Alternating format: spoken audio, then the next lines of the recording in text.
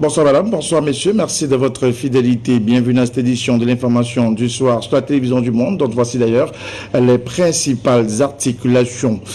Et puis à Douala, il est question d'une découverte macabre au quartier Nkomondo. C'est dans le premier arrondissement de Douala. Une femme, 29 ans, et son nourrisson ont été retrouvés en putréfaction avancée. Les circonstances et les causes de leur décès dans les colonnes de ce journal. Toujours dans ce journal, à Fombot, la population en furie met les flammes sur le bâtiment abritant le tribunal de cette localité.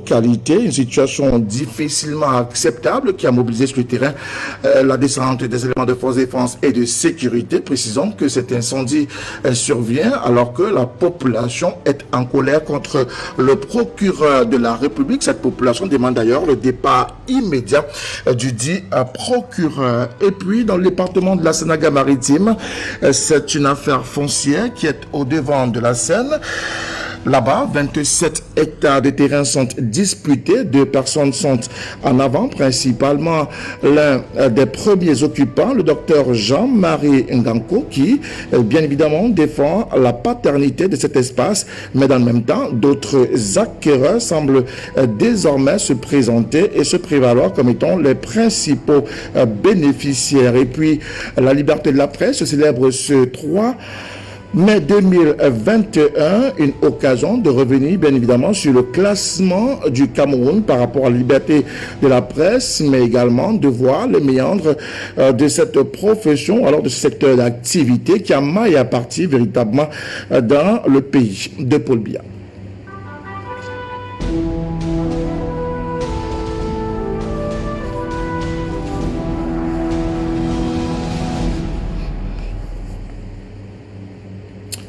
Madame, bonsoir, monsieur, bonsoir une fois de plus. Merci de votre fidélité. Bienvenue à cette édition de l'information sur la télévision du Monde, édition que nous ouvrons par ce fait de société.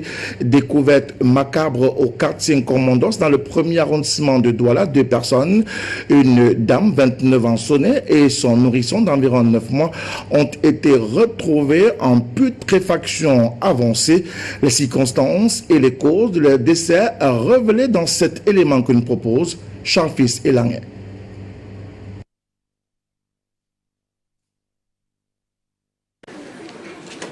C'est un matin pas comme tous les autres, ici au quartier Nkomondo de Douala. Une odeur pestilentielle qui va réveiller les populations de ce quartier du premier arrondissement de la région du littoral ce jour. Les origines de ces fortes odeurs sont les restes de la nouvelle voisine arrivée il y a moins d'un mois dans ce quartier.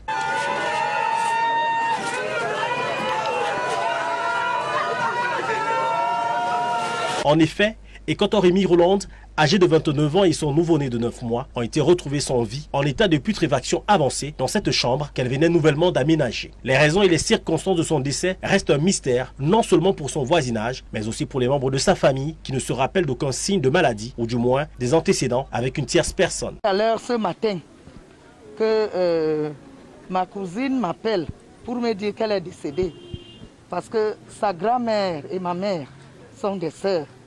Donc la grand-mère venait de décéder, sa maman même est déjà décédée. Et donc on est resté élever les orphelins. Elle-même, elle est orpheline. Cette chambre, ça ne fait pas longtemps qu'elle a intégré cette chambre. Oui. Et elle n'a pas été malade. Hein. Nous, on a appris subitement la mort ce matin. En fait, je ne peux pas faire une certification pour le moment. Mais je félicite et j'encourage beaucoup le bon travail fourni par les officiers de la police judiciaire et comptant beaucoup sur leur performance qui va faire naître la vérité relative plutôt à cet assassinat.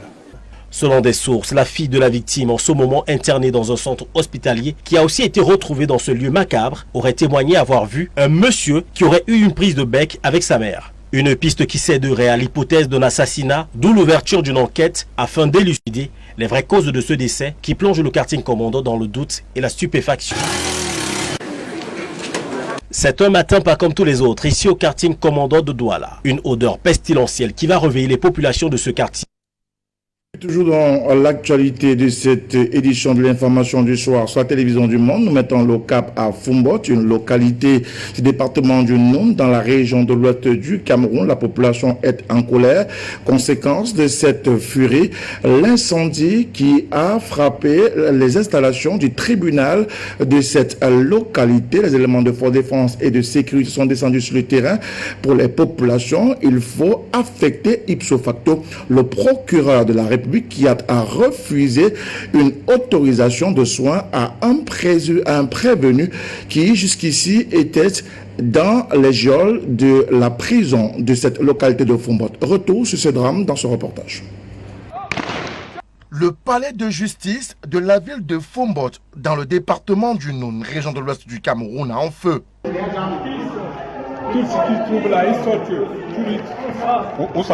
D'après plusieurs sources dignes de foi, l'édifice public aurait été incendié par la population en furie suite au décès en prison d'un prévenu vendeur de médicaments qui n'a pas pu être admis à l'hôpital pour des soins appropriés du fait du refus du procureur.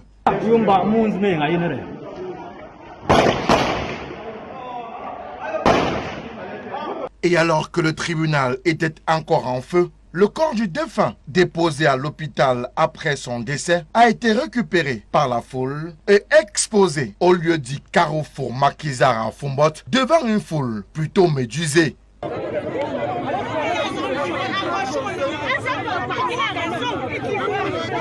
Au moment où nous quittions les lieux, le sultan roi des Bamoun, Ibrahim Bombondjua, était annoncé à Fombot pour tenter de calmer sa population. Dans le même temps, une escouade du bataillon des troupes aéroportées Betab de Koutaba et une autre venue de Bafoussam ont été mobilisées pour à la fois sécuriser les édifices publics, disperser les foules et ramener le calme dans la ville en ébullition de Fombot, dans le département du Noun.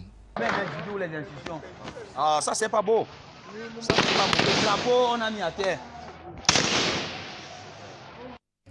Les éléments de force de défense et de sécurité restent mobilisés dans la localité de Fombot en ébullition après le décès de ce vendeur de médicaments à la suite de la non-autorisation accordée par le procureur de la République du tribunal de première instance de Fombot.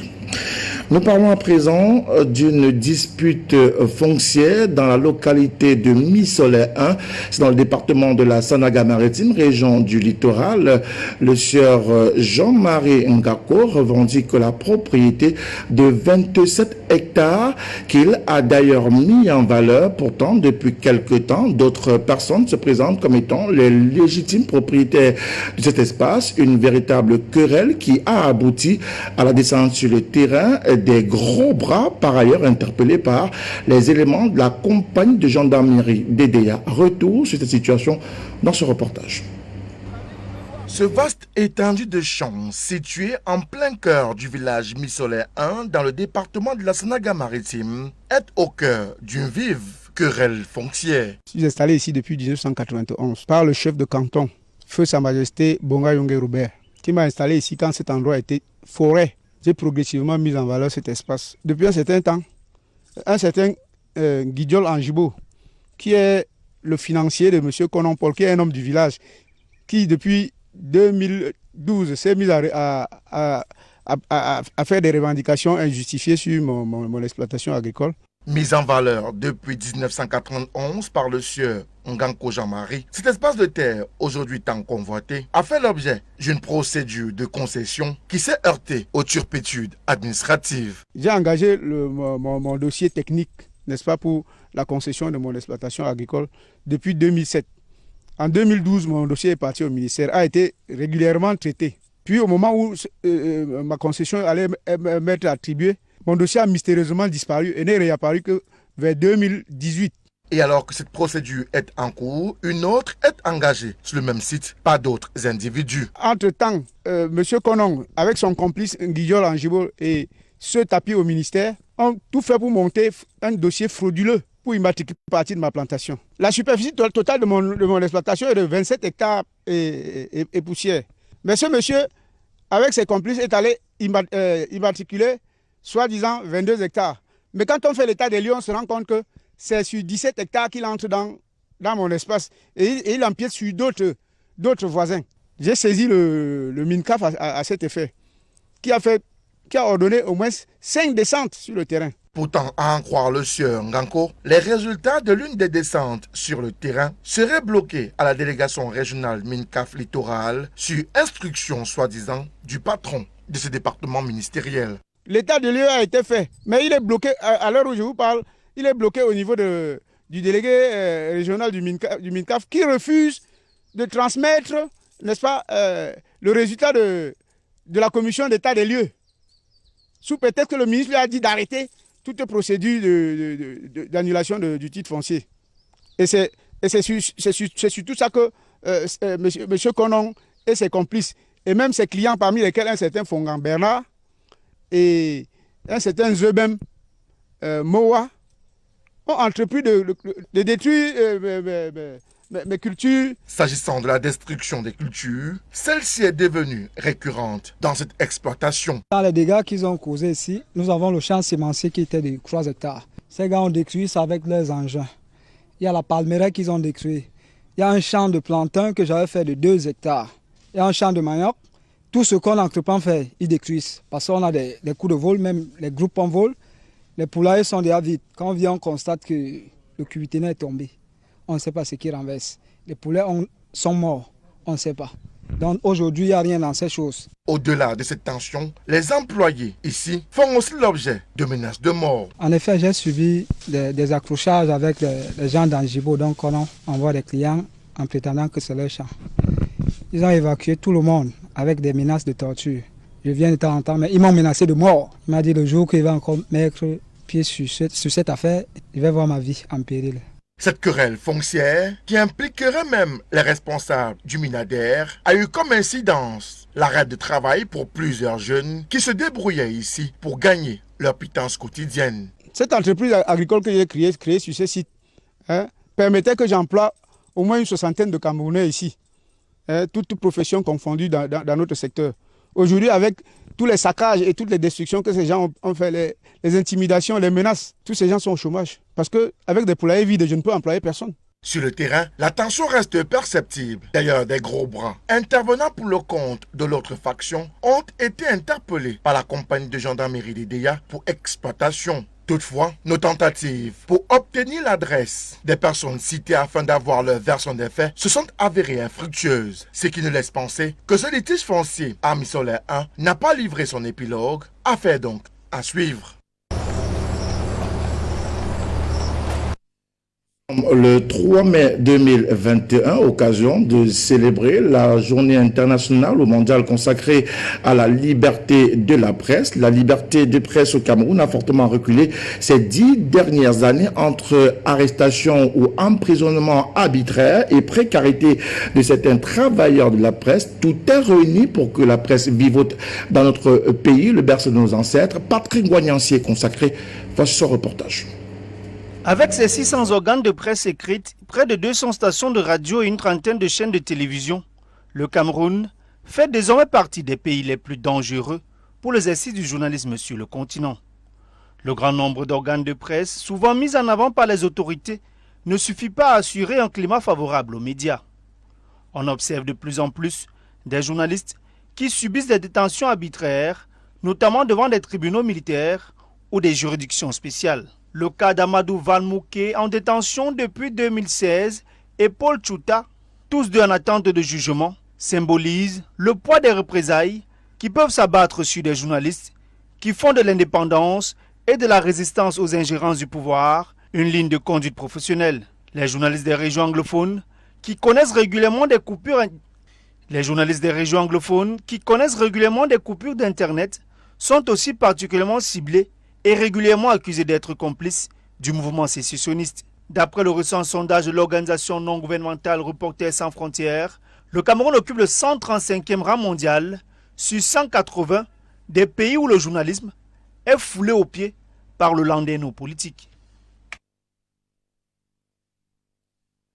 Patrick Goignan, justement, vous nous donnez de nous intéresser au classement de Reporters sans frontières. Le Cameroun est donc classé 135e sur 180 pays à répertorier. Le pays a perdu une place au ranking de la publication la plus récente de l'Organisation des droits des journalistes dans le monde. À ce rang qu'occupe désormais le Cameroun, le pays de Paul Biya s'enfonce dans les profondeurs de ce classement. Jean Jemayedna pour les précisions. Classé 134e l'année dernière, le Cameroun a perdu une place cette année et se hisse désormais à la 135e position sur les 180 pays répertoriés par Reporters sans frontières en matière de liberté de la presse. Avec ce nouveau classement rendu officiel il y a quelques jours par l'organisme international de défense des droits des journalistes dans le monde, le Cameroun est ainsi considéré comme faisant partie des pays les plus dangereux sur le continent africain en matière de pratique du journalisme, même si le gouvernement en place a toujours brandi, comme à l'accoutumée, la floraison d'organes de presse existants pour justifier la démocratisation du paysage médiatique camerounais, toujours aussi critique sur des exactions commises contre les hommes et femmes de médias dans notre pays, notamment des arrestations et détentions arbitraires. Reporters sans frontières cite les cas du blogueur Paul Chouta et celui de l'ancien directeur général de la CRTV, Amadou Vamoulke. Encore fraîchement dans les mémoires, l'ONG regrette par ailleurs qu'en dehors de l'Érythrée, classé 180e sur 180 dans ce ranking, le Cameroun est le seul pays en Afrique où des journalistes sont écroués en prison sans jugement. Il n'est pas à exclure les pressions dont sont victimes les professionnels de l'information, surtout en période électorale, souligne Reporters sans frontières, qui rappelle le souvenir de la réélection de son Excellence Paul Biya pour un 7e mandat en 2018, avec des menaces, agressions et arrestations des journalistes en marge du scrutin. La journée mondiale de la liberté de la presse est aussi une thématique évocatrice qui invite les journalistes à faire preuve et surtout à faire progresser la transparence et l'autonomisation dans tout le monde. Et cette année, la thématique est bel et bien l'information comme bien public. Qu'est-ce que c'est? La réponse de John Pitenka. L'information comme bien public, c'est le thème de la 30e édition de la Journée mondiale de la liberté de la presse qui se célèbre ce 3 mai dans le monde. En défendant cette notion, la Journée mondiale affirme l'importance de défendre l'information comme un bien public en souhaitant explorer ce qui peut être fait dans la production, la distribution et la réception de contenu pour renforcer le journalisme et faire progresser la transparence et l'autonomisation tout en ne laissant personne de côté. Un thème qui est d'une pertinence particulière pour tous les pays du monde car il prend en compte l'évolution d'un système de communication qui a un impact sur notre santé, les droits de l'homme, les démocraties et le développement durable. La Journée mondiale de la liberté de la presse met notamment en évidence 3 impératifs pour cet écosystème. D'abord, des mesures pour assurer la viabilité économique des médias d'information. Ensuite, des mécanismes pour assurer la transparence des sociétés Internet. Et enfin, le renforcement de l'éducation aux médias et à l'information qui permet au public de reconnaître et de valoriser, ainsi que de défendre et d'exiger le journalisme en tant qu'élément essentiel de l'information, elle-même considérée comme un bien public. Un thème évocateur qui vient à point nommé remettre le journalisme là où il doit être, au service des autres et pour tous. Et puis un vibrant hommage a également été rendu aux journalistes en prison, mais aussi aux journalistes décédés par le syndicat national des journalistes indépendants du Cameroun. Ces derniers ont saisi l'occasion de la célébration de la Journée mondiale de la liberté de la presse pour, par ailleurs, procéder à une marche de solidarité, mais aussi remettre un plaidoyer au numéro 1 de la région du littoral. Reportage. En la cathédrale des Saint-Pierre et Paul de Bonadibon, une messe d'action de grâce est dite en mémoire des journalistes et autres professionnels des médias qui ont perdu leur vie, ainsi que ceux détenus abusivement dans les prisons du Triangle national. La messe ainsi dite a été souhaitée par les membres du syndicat national des journalistes indépendants du Cameroun, SYNAGIC, en ce 3 mai 2021, journée consacrée à la célébration de la liberté de la presse. On parle peut-être de journalistes indépendants, eh bien peut-être parce qu'on n'est pas rattaché comme tel à une rédaction, mais il n'y a pas d'indépendance par rapport à la vérité. Non, la vérité est sacrée, les faits le sont aussi. Si on n'est pas fidèle aux faits, eh bien on se dénature comme journaliste. Et comme on le sait, effectivement, cet engagement pour la vérité finalement devient l'engagement de toute une vie. Au-delà de ce recueillement, de ces louanges, mais aussi des prières, les journalistes membres du SYNAGIC ont marqué le pas sur le macadam de Douala. Une marche de solidarité qui va conduire ces spécialistes de la plume et du micro vers le service du gouverneur de la région du littoral, Sizokati administratif de Bonanjo, où ces acteurs majeurs de la presse sont confrontés tout d'abord à un cordon de sécurité, des éléments de force de défense et de sécurité. Partenaire. Ah. Tu es dans le champ. Après quelques minutes d'échange houleux, en ce jour de célébration de la liberté de la presse, les membres du syndicat national des journalistes indépendants du Cameroun sont admis à une rencontre avec le numéro 1 de la région, au cours de laquelle un mémorandum est remis à Samuel Dieudonné Ivara d'Iboua. Je tiens à dire que le premier des Camerounais est sensible, n'est-ce pas, à toutes les activités que vous menez sur le terrain. Et le ministre de la Communication ainsi prend le relais, n'est-ce pas, de la feuille de route que le chef de l'État délivre par rapport à l'encadrement des journalistes en général et de la liberté de presse en particulier. Donc, j'ai pris bonne note, n'est-ce pas, du plaidoyer que vous me présentez aujourd'hui et que je devrais également adresser à qui le droit.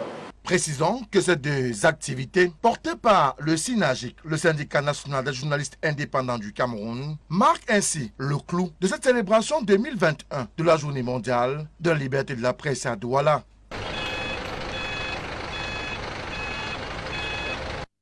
Et puis toujours en rapport avec la célébration de la journée de la liberté de la presse, les journalistes exerçant dans la région de l'ouest du Cameroun ont saisi l'occasion de ce 3 mai 2020 pour déposer une gerbe de fleurs sur la tombe du feu et regretter Puis Ndiawe, journaliste émérite du Cameroun, pour son combat loyal pour une presse libre au Cameroun. Patrick Moignan et Rostand Difo.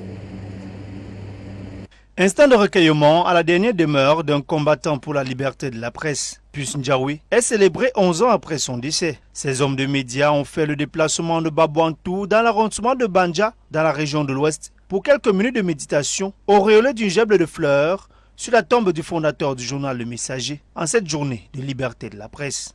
Et nous avons voulu qu'avec la célébration de la journée internationale de la liberté de la presse, puis vu qu'il était un fervent défenseur non seulement des libertés liées à la presse, mais davantage de la structuration de l'émulation de la démocratie au Cameroun et en Afrique, nous avons voulu reprendre cela d'abord à double sens.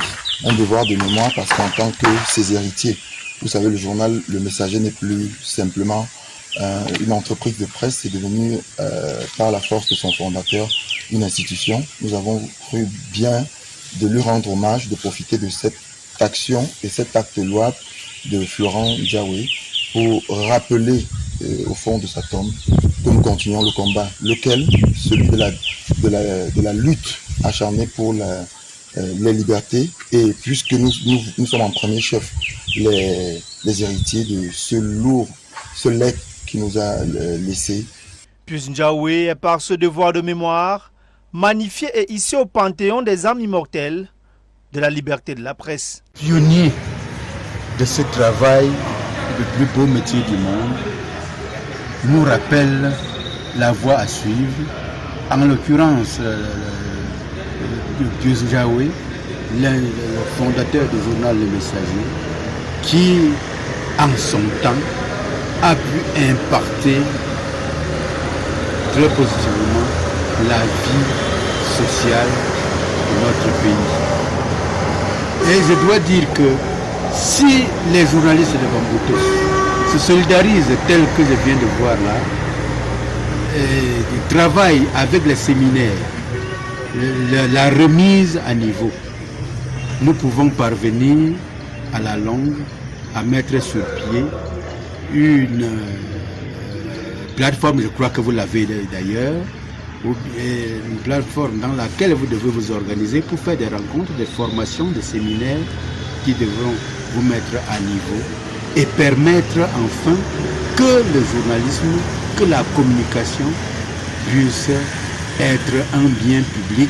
C'est donc un hommage bien mérité que les confrères de l'Ouest du Cameroun et par extension les journalistes du monde rendent à Pius Ndiaye, pionnier et fervent combattant des libertés. Et pour définitivement boucler cette page consacrée à la liberté de la presse, notre correspondant permanent à Bafoussam Herbert Kouamouo a recueilli pour nous les avis des citoyens autour de la liberté de la presse, de l'accès à l'information, suivant plutôt les différentes réactions recueillies. Alors qu'on célèbre la journée de la liberté de la presse, j'ai vraiment un pincement au cœur quand je m'exprime en ce sujet, parce que lorsqu'on regarde ce que le journaliste vit, vraiment c'est pas... Je ne vais pas avouer que la presse est vraiment libre au Cameroun. Certes, il y a déjà quelque chose qui est un peu fait, mais la presse n'est pas totalement libre. Vous voyez un journaliste qui n'est pas libre de dire véritablement ce qu'il pense, même si l'information est vérifiée. Il a toujours peur des représailles. C'est pas normal. Revenons maintenant sur l'accès à l'information. Là, alors, c'est un autre gros problème. C'est pas toujours facile. On a les administrations qui ont déjà, excusez-moi de le dire ainsi, leurs copains, copines à qui ils donnent des informations. Vous, si vous n'êtes par exemple pas invité à un événement, une cérémonie, c'est pas toujours facile. Maintenant, vous allez vers une administration à la recherche de l'information, on vous dit par exemple, attendez, tel délégué il va vous recevoir, vous attendez là toute une journée, c'est vers la fin de la journée, on vous dit le délégué il ne peut pas recevoir et vous rentrez, c'est pas aisé. Avec l'affaire de Covid-19 encore, c'était très pire et malheureusement la presse a été l'enfant négligé dans la lutte contre cette pandémie. Rien n'a été fait concrètement en termes de cache-nez, bref, dispositif de lutte contre cette pandémie. Et dans ces contextes, le journaliste doit produire. Il fait comment? À l'heure où on célèbre la journée internationale de la liberté de la presse, je ne peux pas dire que le journaliste est justement libre de faire son travail, parce que si on ne s'en tient qu'au cas du Cameroun, c'est un peu difficile d'avoir accès à l'information. Avoir l'information, c'est désormais un parcours de combattant, parce qu'on a vu des journalistes qui se sont fait limoger, qui se sont fait bastonner parce qu'ils avaient besoin des informations. Et généralement, même quand on rencontre la personne requise, on nous dit qu'il faut d'abord aller voir tel, il faut aller voir tel. Pour finir, vous pouvez même vous retrouver à la présidence de la République. Donc, l'accès à l'information est vraiment très difficile au moment où on parle de la liberté de la presse. Concernant la liberté de la presse au Cameroun, ce que je peux dire, c'est que on note déjà une avancée. Depuis plusieurs années, il y a déjà une avancée concernant la liberté de la presse au Cameroun, même si jusqu'ici, on a encore quelques petites choses à rectifier. Maintenant, concernant l'accès à l'information, jusqu'ici, on a toujours ce problème-là d'accès à l'information.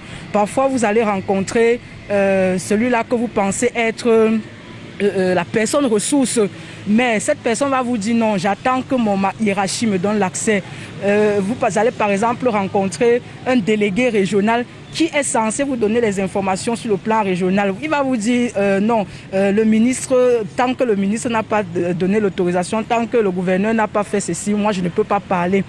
Jusqu'ici, on a encore un problème. Vous allez rencontrer quelqu'un pour vous donner une information. Il vous donne rendez-vous à 9h. Vous arrivez à 8h. Vous passez toute la journée. Après, il vous sort, vous dit non, je ne peux pas. Le lendemain, vous revenez. C'est la même chose. Donc, on a encore un gros problème au niveau de l'accès à l'information.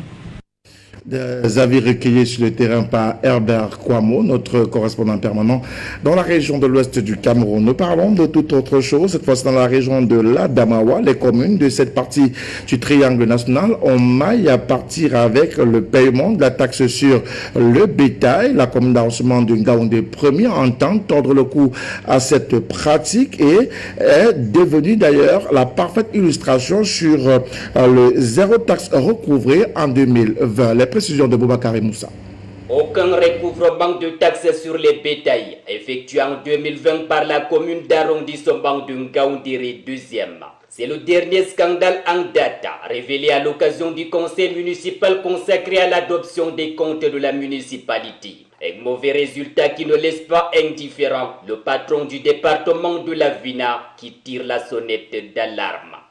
Nous sommes là dans une zone d'élevage et il est inadmissible que dans le compte administratif de la commune de Ngaoundé 2e pour l'exercice 2020, que cette ligne présente zéro recette collectée. Les communes de l'Adamawa, qui abritent le plus important cheptel bovin du Cameroun, voire de la sous-région, ne parviennent pas à tirer profit de cette source financière. Malgré l'accroissement de la filière au fil d'années, les propriétaires des cheptels bovins insolvables, qui se recrutent parmi les personnes les plus fortunées du pays, semblent bénéficier d'exemptions fiscales. Cet état de choses constitue une redoutable difficulté avec ses effets insidieux sur la mobilisation des recettes annuelles des communes. Les recettes recouvrées au cours de l'exercice budgétaire 2020 s'élèvent à 496 121 726 francs CFA.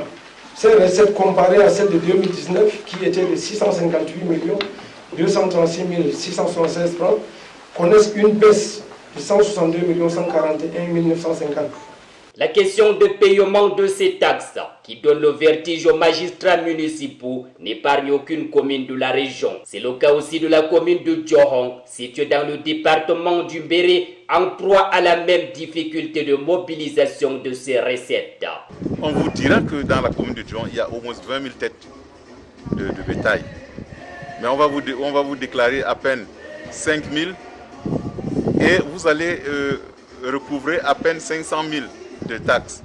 Les communes qui devraient engranger plusieurs millions à travers ces taxes pour en faire profiter leur population se retrouvent en difficulté. Devant cette faiblesse de s'attaquer aux puissants propriétaires de cheptels bovins, elles se retrouvent désormais paralysées face à l'incivisme fiscal prôné par les conducteurs des mototaxis.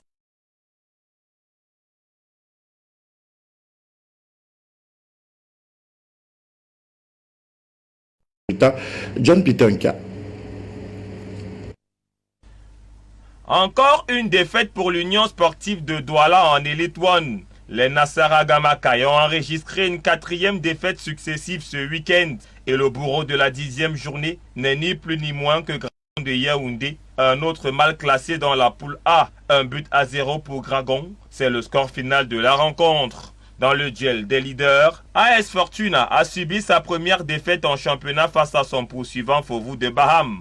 Au final, 2-4 pour le club de l'Ouest qui prend le fauteuil de leader. Pas de vainqueur dans le derby de l'Ouest entre Diko FC de Bandioun et Bamboutos de Mbouda. Score final, 1 but partout. Yaoundé Football continue dans sa spirale négative avec une énième défaite 1-2 face à Avion du Cam. PWG de Bamenda a disposé de Stade Renard de Melon sous le score d'1-0. Edding Sport de la Léquier était exempte pour le compte de cette 10e journée. En match en retard de la 4e journée dans la poule B, New Star de Douala s'est incliné 0-1 face à Coton Sport de Garoua et UMS de Loum est venu à bout du canon Yaoundé sur le score de 2-0. Au classement non officiel dans la sous-poule A, Fovu est le nouveau leader avec 18 points. Suivi de AS Fortuna deuxième avec le même nombre de points. PWD de Bamenda est troisième avec 17 points. Et la zone rouge est constituée d'Union de Douala 10e avec 6 points. Et Yaoundé Football 11e avec 2 points. Dans le groupe B, Canon est toujours en tête malgré sa défaite du week-end avec 16 points. Son bourreau UMS de Loum, moins 2 matchs, monte à la 4e place avec 12 points. Coton Sport de Garoua, moins 4 matchs, est 3e avec 12 points. Et New Star, moins 2 matchs, est 10e et bon dernier avec un seul petit point.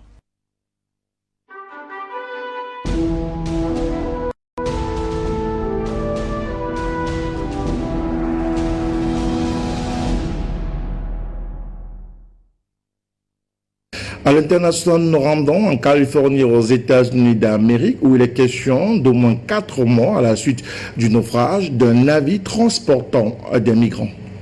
Des planches de bois et des débris, voici tout ce qu'il reste du bateau de 12 mètres de long. Il s'est écrasé dimanche matin sur ces rochers, au large de San Diego. Il est 9h56 lorsque les gardes-côtes reçoivent un appel d'un autre navire. Une embarcation semble être en difficulté. À son bord, une trentaine de clandestins d'origine mexicaine. Très vite, les secours sont déployés. Une fois arrivé sur les lieux, le bateau avait été brisé. Il y avait des gens dans l'eau qui se noyaient, qui se faisaient aspirer par le courant. Pour tenter de sauver leur vie, les occupants du navire sont contraints de sauter à l'eau. Mais les conditions météorologiques sont difficiles. Des vagues de plus de 3 mètres, un vent glacial et un courant fort. Surtout, ils ne sont pas équipés pour affronter une mer déchaînée. Ces passeurs ne se soucient pas des gens qu'ils exploitent. Tout ce qui leur importe, c'est le profit. Ces gens ne sont que des marchandises pour eux. Et vous pouvez le voir à la façon dont ils les traitent. Un équipement de sécurité inadéquat et un navire vraiment mal équipé. 4 personnes sont mortes.